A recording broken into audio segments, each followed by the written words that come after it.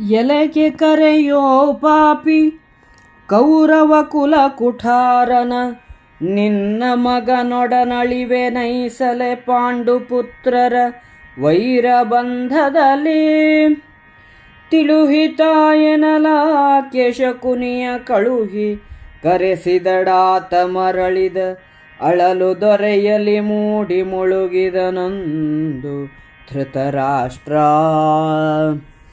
ಏನ ನೆನೆದೈ ಮಗನೇ ಕುಂತಿ ಸೂನುಗಳ ರಾಜ್ಯಾಪಹಾರದೋಳ್, ಏನು ಬುದ್ಧಿ ವಿಳಾಸವಾವುದು ಕಾರ್ಯಗತಿ ನಿನಗೆ.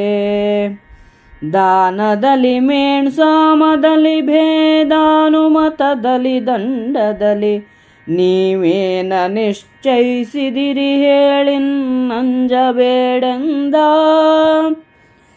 ತಿಂದ ವಿಷವಳ್ಕಿದವು ಮಡುವಿನೊಳಂದು ಬಿಸುಟರೆ, ಮುಳುಗಿ ಸುಖದಲ್ಲಿ ಮಿಂದು ಹೊರವಂಟರು ಮಹಾಗ್ನಿಯ ಭವನ ಭಂಗದಲ್ಲಿ.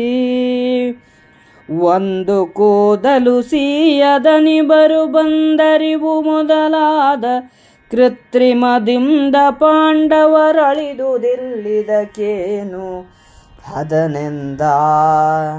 ನೀವು ಚಿತ್ತವಿಸಿದೊಡೆ ನೆತ್ತದೊಳಾವು ಸೋಲಿಸಿ ಕೊಡುವೆವರನು, ನೀವು ಕರೆಸುವುದಿಲ್ಲಿಗುಚಿತ ಪ್ರೀತಿ ವಚನದಲ್ಲಿ. ನಾವು ಜಾಣರು ಜೀಯಜೂಜಿನ ಜೀವ ಕಲೆಯಲಿ, ಧರ್ಮಸುತನಿವನಾವಹವನೆಂದರಿಯನಾತನ ಜಯಿಸಬಹುದೆಂದ. ಅಹುದು ತಪ್ಪೇನಿದುವೆ ಸಾಧನವಹುದು, ವಿದುರನ ಬುದ್ಧಿಗಭಿಮತವ ಹಡೆ.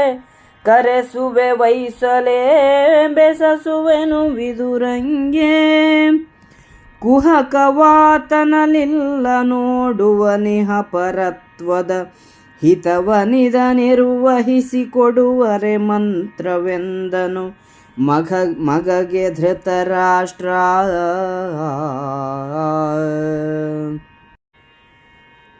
ಧೃತರಾಷ್ಟ್ರನು, ಎಲೆ ಕುಲಕ್ಕೆ ಕೊಡಲಿಯಂತಿರುವ ನಿನ್ನ ಪಾಪಿ ಮಗನನ್ನು ಕರೆ, ಪಾಂಡವರೊಡನೆ ವೈರವನ್ನು ಕಟ್ಟಿಕೊಂಡು ನಿನ್ನ ಮಗನೊಡನೆ ಸಾಯುತ್ತೇನೆ, ಅವನನ್ನು ಕರೆ ಎನ್ನಲು ಗಾಂಧಾರಿಯು ಶಕುನಿಯನ್ನು ಕಳಿಸಿ ಅವನನ್ನು ಕರೆಸಿದಳು. ಧೃತರಾಷ್ಟ್ರನು ದುಃಖದ ತೊರೆಯಲ್ಲಿ ಮುಳುಗಿದನು. ಧೃತರಾಷ್ಟ್ರನು ದುರ್ಯೋಧನನಿಗೆ, ಮಗನೇ, ಪಾಂಡವರ ರಾಜ್ಯವನ್ನು ಅಪಹರಿಸಲು ಏನು ಮಾಡಬೇಕೆಂದು ನಿಶ್ಚಯಿಸಿರುವೆ? ಅದನ್ನು ಹೇಗೆ ಕಾರ್ಯರೂಪಕ್ಕೆ ತರುತ್ತೀರಿ? ಸಾಮ ದಾನ ಭೇದ ದಂಡಗಳಲ್ಲಿ ಯಾವುದನ್ನು ಆರಿಸಿಕೊಂಡಿದ್ದೀರಿ? ಹೆದರದೆ ಹೇಳು ಎಂದನು. ಅವರು ತಿಂದ ವಿಷವೇ ಅವರನ್ನು ಕೊಲ್ಲಲು ಹೆದರಿತು. ಹಗ್ಗದಿಂದ ಕಟ್ಟಿ ಮಡುವಿನಲ್ಲಿ ಹಾಕಿದರೆ ಸ್ನಾನ ಮಾಡಿದವರಂತೆ ಹೊರಗೆ ಬಂದರು. ಅರಗಿನ ಮನೆಯಲ್ಲಿ ಬೆಂಕಿಯಿಂದ ಸುಡಲು ಹೋದರೆ ಅವರ ಒಂದೂ ಕೂದಲೂ ಸೀಯಲಿಲ್ಲ. ಏನು ಮೋಸ ಮಾಡಿದರೂ ಅವರು ಸಾಯಲಿಲ್ಲ. ಇದಕ್ಕೇನು ಮಾಡಬೇಕು ಎಂದು ಧೃತರಾಷ್ಟ್ರನು ಕೇಳಿದನು. ನೀವು ಒಪ್ಪುವುದಾದರೆ ನಾವು ಪಗಡೆಯಾಟದಲ್ಲಿ ಅವರನ್ನು ಸೋಲಿಸಿ ರಾಜ್ಯವನ್ನು ನಿಮಗೆ ಕೊಡಿಸುತ್ತೇವೆ.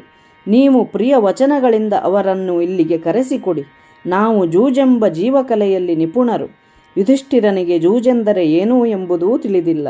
ಅವನನ್ನು ಗೆಲ್ಲಬಹುದು ಎಂದು ದುರ್ಯೋಧನನು ಹೇಳಿದನು. ಧೃತರಾಷ್ಟ್ರ, ಹೌದು, ಇದರಲ್ಲೇನೂ ತಪ್ಪಿಲ್ಲ.